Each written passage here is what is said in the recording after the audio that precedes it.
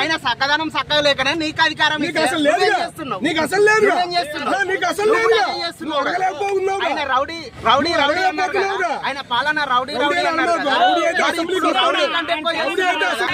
నేను ఆంధ్రాలోనే పీకలేను, నేను ఆంధ్రాలోనే సీఎం కాలేను, తెలంగాణలో అయితే మీరు చెప్పేది పచ్చి అబద్ధం. ఎందుకు అంటున్నారు?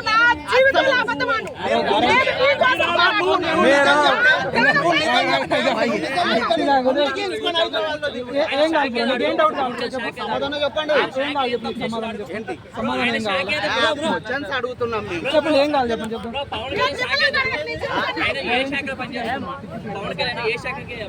ఏ శాఖ మంత్రి ఆయన? అంత పెద్ద శాఖ శాఖ మంత్రి చేస్తున్నాడు, చెప్తా తెలంగాణలో సీతక్క చేస్తుంది. ఎంత మందికి ఎంత విధాలుగా న్యాయం చేస్తారు.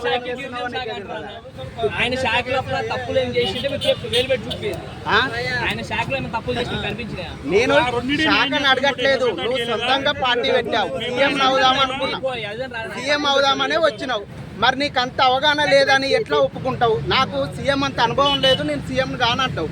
పార్టీ ఎందుకు పెట్టినావు అంటే పక్కనోడికి నేను సేవ చేయడానికే, వాడికి ఊడిగం చేయడానికే పెట్టినట్ట. నేను ఊడిగం చేయడానికే పెట్టినా, మీరు రాన్రి నా పార్టీలోకి అన్నారా? కార్యకర్తలు సొంతంగా పార్టీ పెట్టారు కదా. జనసేన గెలిచిన ఎమ్మెల్యేలు కానీ కార్యకర్తలు కానీ ఇంకా ముఖ్యంగా నాయుడు కులం కానీ వాళ్ళు భావించట్లా. ఎందుకని వైసీపీ వాళ్ళే, వైసీపీలో ఉన్న నాయుళ్ళే ఎందుకు ఆ కుల గర్జన లేపుతున్నారు? ఎందుకని అట్లా చేస్తున్నారు అంటూ వాళ్ళు లేపుతున్నారా లేదా అనేది నాకు తెలియదు.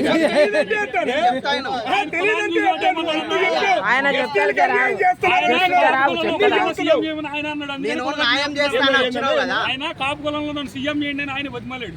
ఓడిచ్చారు కదా, ఓడిచ్చారు. 2018లో ఇలా ఓడిచ్చారు. మరి ఓడిచ్చారు కాబట్టి ఇప్పుడు వచ్చాడు, సింహలాగా నిలబడ్డాడు, డిప్యూటీ సీఎం అయ్యాడు.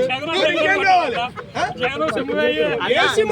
వైఎస్ పుట్టే లేకపోతే ఏమీ లేదు, వైఎస్ పుట్టే లేకపోతే జగన్మోహన్ రెడ్డి ఏమీ లేదు. ఇప్పుడు చెప్పుకోవడానికి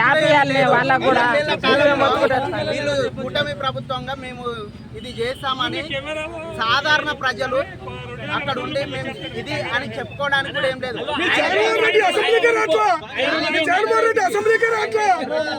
ప్రశ్నించే దమ్ము లేక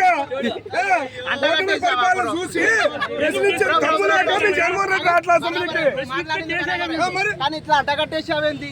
ఆయన చక్కదనం చక్కగా లేకనే నీకు అధికారం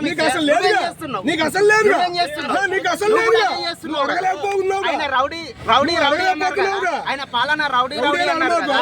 అసెంబ్లీకి వస్తాడు.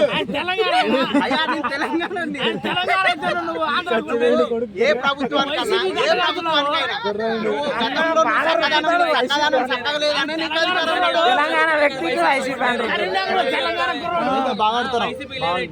ఆహా ఎక్కడ ఇది ప్రాంతం అని కాదు, ఏ ప్రభుత్వాన్ని